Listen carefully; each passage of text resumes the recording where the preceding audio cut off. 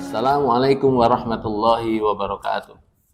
Alhamdulillahi ala ihsani, wasyukru lahu ala taufiqihi wa amtinani.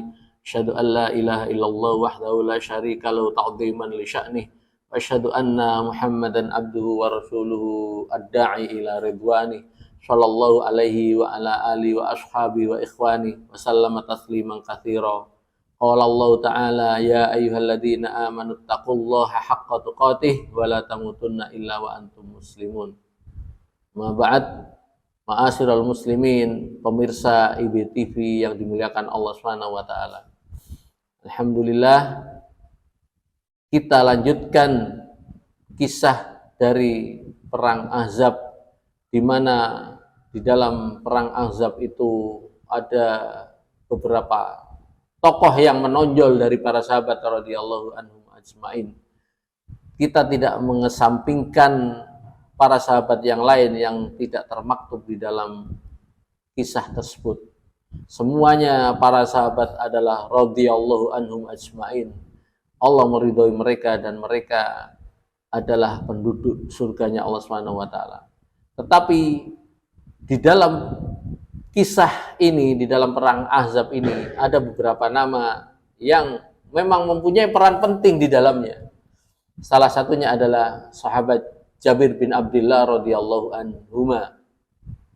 Beliau adalah putra dari Abdullah bin Amr bin Haram radhiyallahu anhu, di mana beliau adalah seorang sahabat yang gugur di medan Uhud. Allah Subhanahu wa taala berfirman memberikan apresiasi kepada Abdullah bin Haram radhiyallahu an, wala tahsabannal ladzina qutilu fi sabilillahi amwat bal ahya'un 'inda rabbihim yurzaqun. Dalam surat Ali Imran ayat yang ke-169, yakni Allah Subhanahu wa taala memuji mereka dan memberi rizki kepada mereka. Di dalam riwayat Imam Muslim dikisahkan Allah Subhanahu wa taala itu mendatangi para syuhada yang gugur itu, mengatakan kepada mereka, apa yang kalian inginkan? Maka para syuhada itu yang sudah gugur mengatakan, sesungguhnya engkau telah memberikan segala sesuatunya kepada kami. Maka kemudian Allah Subhanahu wa taala menanyakan lagi itu sampai pertanyaan itu 3 kali. Maka kata para syuhada, di dalam riwayat itu dijelaskan, ketika pertanyaan sudah 3 kali ini menunjukkan Allah Subhanahu wa taala akan memberikan sesuatu, maka para sahabat itu mengatakan, ya Allah, turunkanlah, hidupkanlah kami agar kami bisa berjihad di jalan Allah Subhanahu wa taala, kami agar bisa berperang di jalanmu, kemudian kami mati, kemudian kami dihidupkan lagi, kemudian kami mati di atas jalan itu terus-menerus.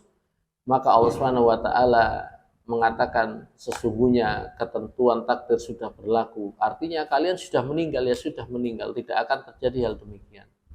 Ma'asyiral muslimin rahimani wa rahimakumullah. Inilah keutamaan yang diterima oleh ayah Jabir bin Abdullah radhiyallahu anhu.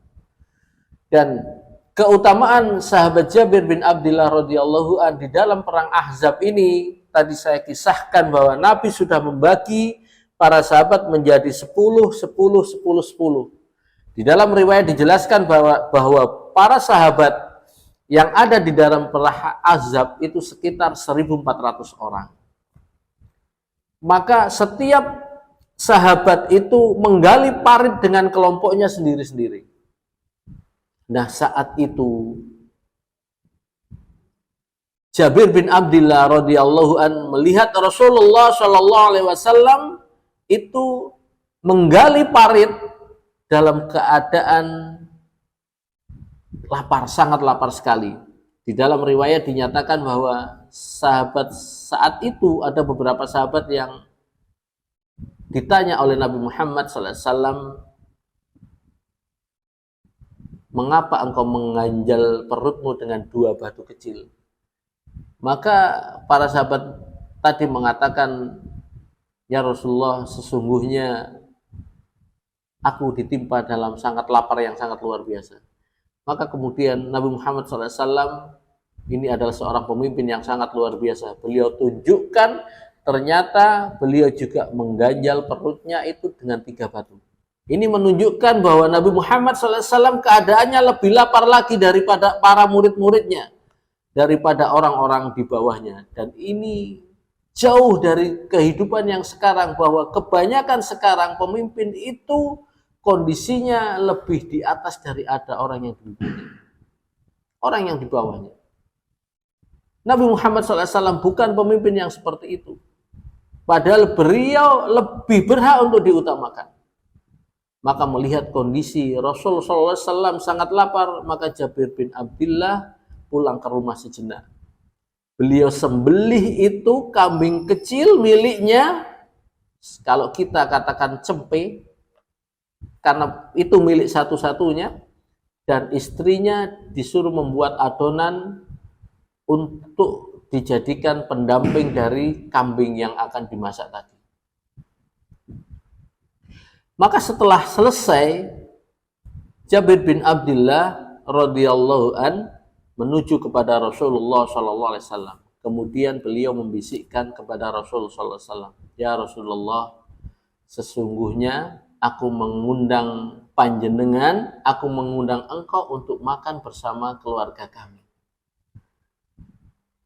untuk menghilangkan lapar yang jenengan derita.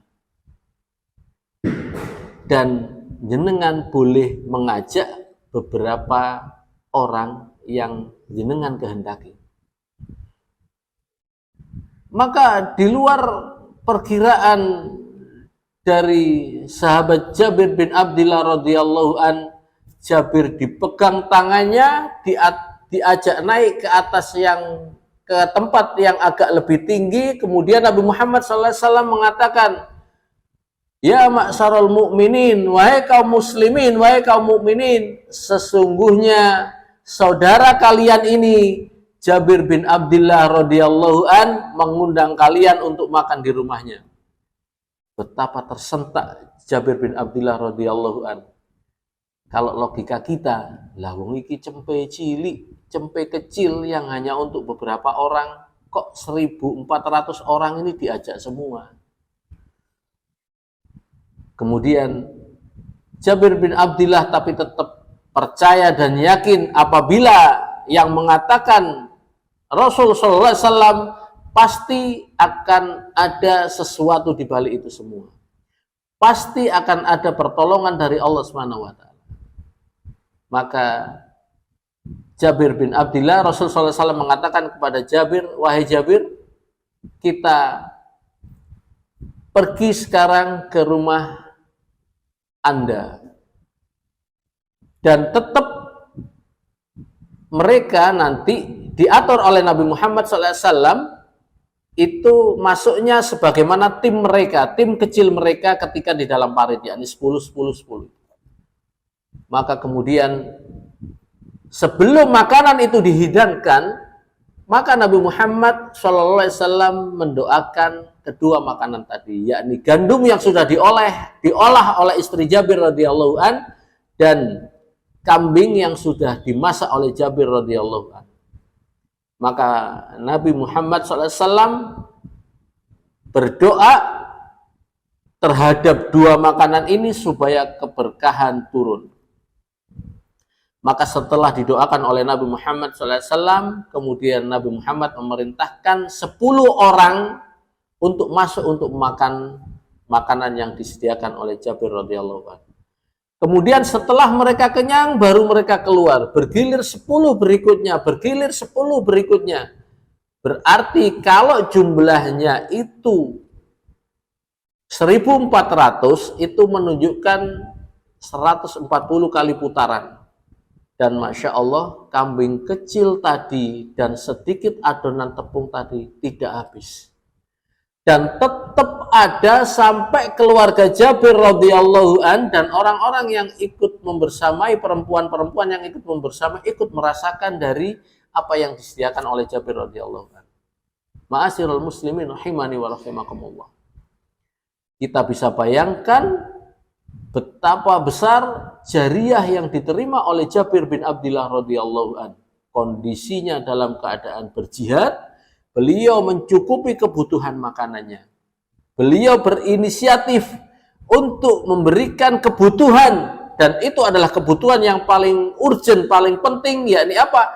Karena mereka kondisinya saat itu sedang menggali parit dan membutuhkan power, membutuhkan tenaga untuk mendapatkan parit yang sesuai digambarkan oleh sahabat Salman Al-Farisi, sesuai desain Salman Al-Farisi, agar musuh tidak bisa merangsek masuk, menjebol pertahanan kaum muslimin.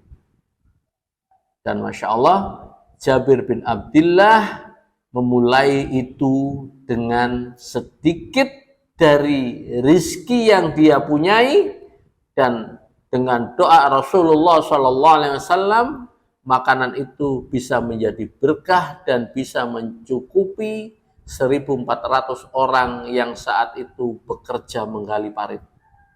Ma'asyiral muslimin rahimani wa rahimakumullah. Kita bisa melihat, mengambil pelajaran dari kisah ini, yakni yang pertama, ketika manusia tumbuh dalam keimanan, maka Allah Subhanahu wa taala akan menjaga keturunannya. Insya Allah. Sebagaimana ayah Jabir bin Abdillah adalah seorang syuhada, maka Allah Subhanahu wa taala tumbuhkan seorang yang juga banyak meriwayatkan hadis Nabi Muhammad SAW, yakni sahabat Jabir bin Abdillah, dan beliau tumbuh dalam keimanan yang sangat luar biasa. Dan beliau saat itu juga dalam keadaan kekurangan, tapi beliau melihat kaum muslimin butuh terhadap sesuatu, maka dengan sedikit pengorbanan, maka Allah Subhanahu wa taala tumbuhkan keberkahan dari pengorbanan beliau. Dan kita bisa bayangkan jariah yang beliau terima dari sahabat-sahabat yang menggali parit, dan itu menjadi salah satu sebab kemenangan kaum muslimin terhadap orang-orang kafir Quraisy, orang-orang munafik, dan orang-orang Yahudi. Ma'asyiral muslimin rahimani wa rahimakumullah. Pelajaran berikutnya yang bisa kita ambil bahwa berusahalah untuk melakukan inisiatif-inisiatif kebaikan, yang mana kebaikan itu sebagai bentuk kita di dalam menuju ketaatan kepada Allah Subhanahu wa taala. Dan setiap kita mempunyai ide yang baik di dalam memulai suatu kebaikan untuk menuju ketaatan kepada Allah Subhanahu wa taala, maka yakinlah bahwa Allah Subhanahu wa taala selalu akan memudahkan kita untuk berjalan di atas kebaikan. Ini kisah yang berikutnya dari sahabat Jabir bin Abdillah. Mudah-mudahan kita bisa mengambil dan mencontoh sikap beliau di dalam menyertai Rasulullah SAW. Ada perkataan yang sangat luar biasa dari Imam Syafi'i rahimahullah. Beliau mengatakan, sesungguhnya aku mencintai para sahabat seluruhnya, walaupun aku tidak bisa beramal sebagaimana mereka. Aku berharap agar syafaat dari cintaku kepada mereka aku dapatkan ketika di yaumil akhir. Mudah-mudahan Allah Subhanahu wa taala mengumpulkan kita bersama Rasulullah SAW dan bersama para sahabat radhiyallahu anhum ajmain. Aqulu qouli hadza fa astaghfirullah li wa lakum innahu wal ghafurur rahim. Assalamualaikum warahmatullahi wabarakatuh.